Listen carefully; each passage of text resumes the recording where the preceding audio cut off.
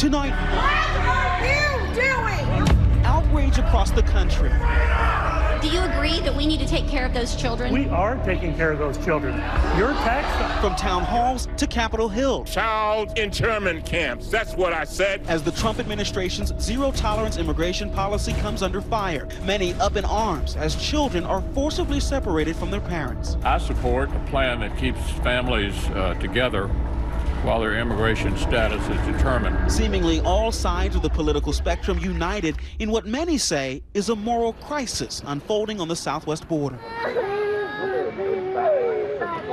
It was voices like this little girl's, heard in a recording, first obtained by ProPublica, that provided a glimpse into the consequences of the directive issued in April. The 6-year-old girl pleading repeatedly for someone to call her aunt. She is reportedly one of more than 2,300 children now separated from their parents. Some of these families fleeing violence and economic hardship in their native countries. When I talk to these mothers and I say to them, would you have come here if you had known your child was going to be taken away? They just throw up their arms and say, what choice did I have? If I stayed in my country, I might have been killed. My son might have been killed. So it's essentially gratuitous cruelty. The first stop for many detainees might be a facility like this one. I was allowed in just days ago. Just finished a tour inside the facility, and it was really almost overwhelming. But our cameras were not permitted. Cages, chain link fences, shown in these images released by U.S. Customs and Border Protection of one of the largest processing centers. This one housing more than 1,000 immigrants, many of them children. Those migrants wrapped in Mylar blankets to stay warm. Some families could be separated here or at another facility. It doesn't matter how good the facility is because the harm is done by the separation. A 3-year-old who's ripped from their parents isn't going to say, okay, I'm fine now because I have a coloring book. They're just going to be asking, where is my mommy every single night? Say it loud, say it clear. Immigrants are welcome here. Here in the border town of El Paso, where the effects of immigration policy are keenly felt, families in solidarity for the ones being torn apart. The building of the wall is not something that we want. The denying of due process to the people who are coming in, the denying of due process to the children that are being detained in cages. This is heartbreaking to us. My colleague Jill Benitez was there. As a mother, what do you tell your kids when they see these pictures on television? That we're very lucky and we have to stand up for people that don't have voices themselves. Faith leaders also responded in Washington. This practice ends today, right now, without hesitation, without another statement. It is right now. That moral responsibility shared by some in Washington.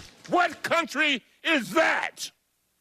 This is the United States of America. Representative Elijah Cummings visibly emotional. We need you to remind him that this is the United States of America, and it is a great country, and we need you to stand up for those children. Senator Bob Menendez playing sounds of those crying children on the Senate floor. How do you submit the cries of innocent children to the congressional record? Members from the president's own party saying a more permanent fix is needed. A lot of us have said publicly we'd like to see this fixed, that I don't think this is going to age well over time, and we'll see where the administration comes out. I don't think anybody likes to see these images or the reality of children being separated from their parents. The White House says the president doesn't want a quick fix. He wants immigration reform and his wall. Today, doubling down on his policy. I don't want children taken away from parents. And when you prosecute the parents for coming in illegally, which should happen, you have to take the children away.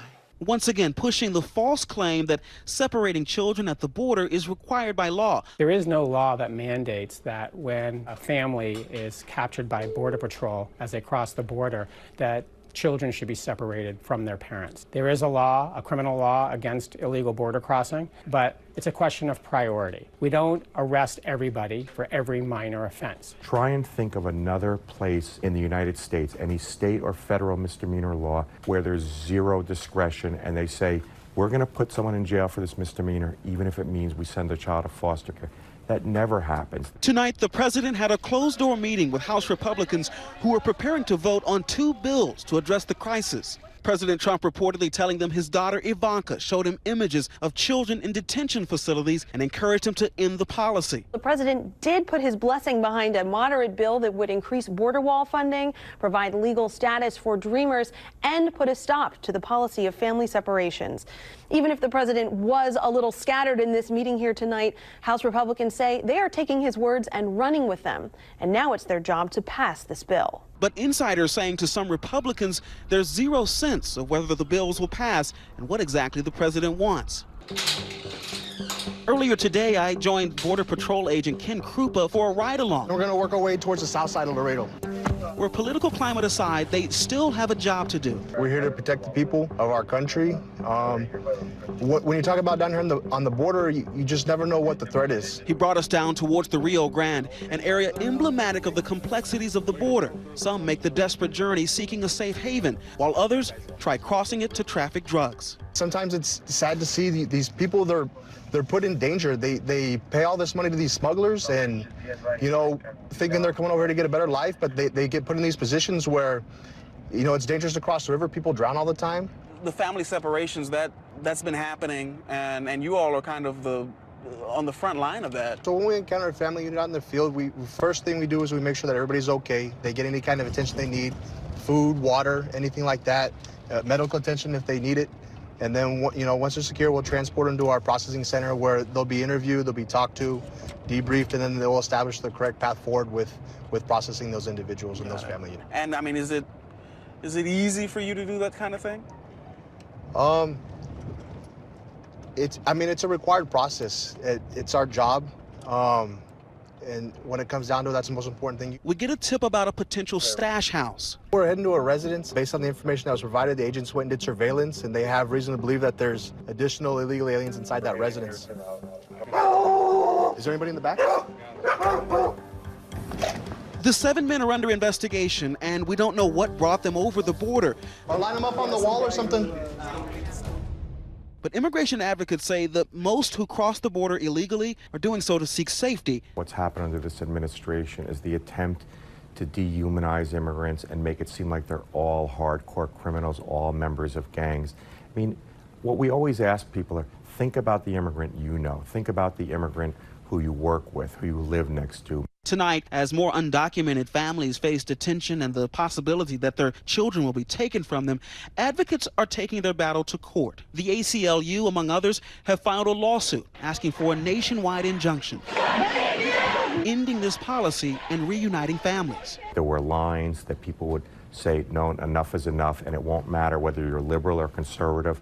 I think people are pushing, especially parents, thinking about if their 3-year-old or 4-year-old were in this situation, and they're saying, look, enough. For Nightline, I'm Marcus Moore in Laredo, Texas.